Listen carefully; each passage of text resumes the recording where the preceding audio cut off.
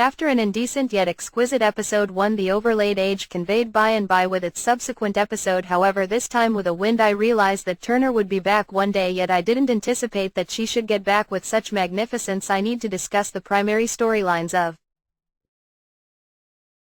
this episode, including the arrival of Turner, Larry's new relationship with Mrs. Robinson, Mrs. Blaine, and Marian's collaborations with cousin Deshelle.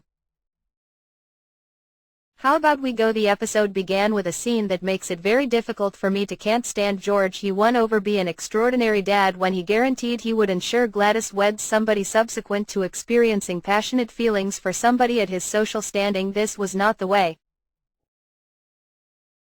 in which things worked at that point, so him being strong of Gladys' feelings were astounding and show that he was an extraordinary dad. However, I feel like this will create issues among him and Bertha eventually.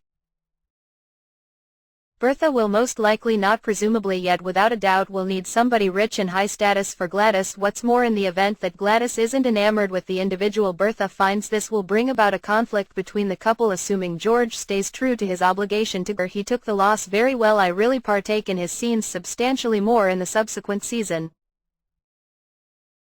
I think they made him more agreeable and pleasant. I particularly love the scenes with Marian. They appear to have become partners. The scene at the lounge chair where Oscar just rested in dissatisfaction and Marian upheld him was simply astonishing. The manner in which he saved Marian for Mr.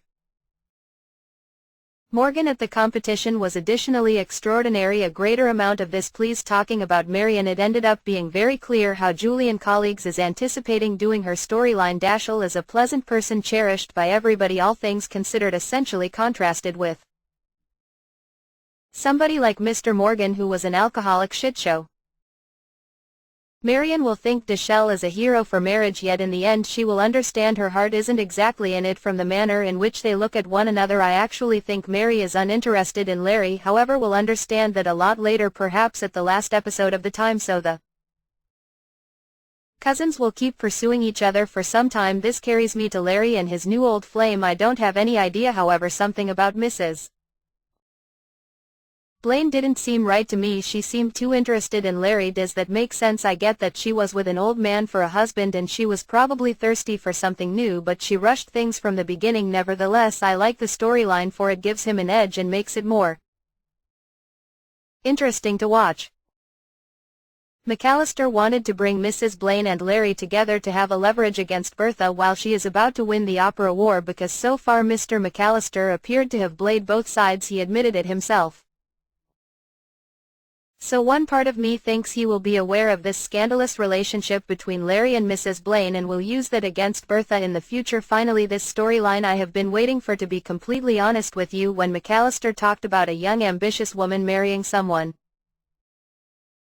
from the old money people, I immediately thought of Turner. You must have felt the same way in the end when she showed up. Of course my mouth was on the ground, but I am also happy because there will be so much drama.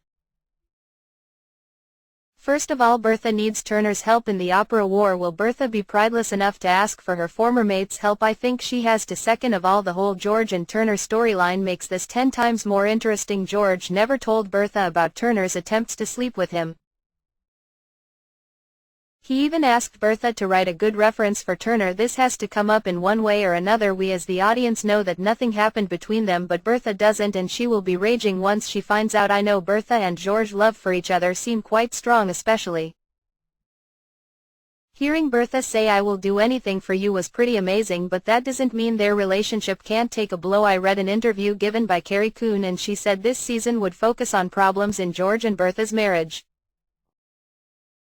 So I wonder if these problems will be caused by Turner or the Gladys situation. Probably both. It's the second episode and Peggy is already back on 61st Street. I am glad she returned because I do love her dynamic with Agnes, even though the head of the household threatened Mrs. Armstrong with unemployment. Didn't seem like she got her lesson. Peggy finally standing up for herself was astonishing to watch, but I don't think this storyline is over. One thing that I noticed in Peggy's storyline is about Mr. Fortune. He said that he and his wife lost a child a few years ago. Does this mean he's still married? This could be tricky. Maybe his wife also died, but he's still addressing her as his wife, or maybe he's still married and I should stop shipping him with Peggy. Perhaps Peggy needs some alone time after going through such a terrible loss. Other things also happened in the episode, of course. For example, George is trying to bribe the union leader. We will probably see their meeting in episode 3. The other interesting storyline was the aftermath of last week's dinner, where we learned Mrs. McNeil was Watson's daughter. Now Church knows about it. George will likewise be involved since he realizes that there's a mysterious "I didn't exactly figure out Jack's fixation on the wrecked clock. Kindly edify me." In the remarks Udosh advantage in the Reverend was very wonderful to watch. Everybody promptly saw her advantage in the man, which was adorable by and large. This was a very decent episode. I wish it had more Bertha in it, but on the other hand I am content with the manner in which things ended up. 1 week from now we'll see Mrs. Astor arranging various techniques with Agnes to battle against Bertha in the show. War 1 essentially can hardly pause. That is all I need to say regarding this episode.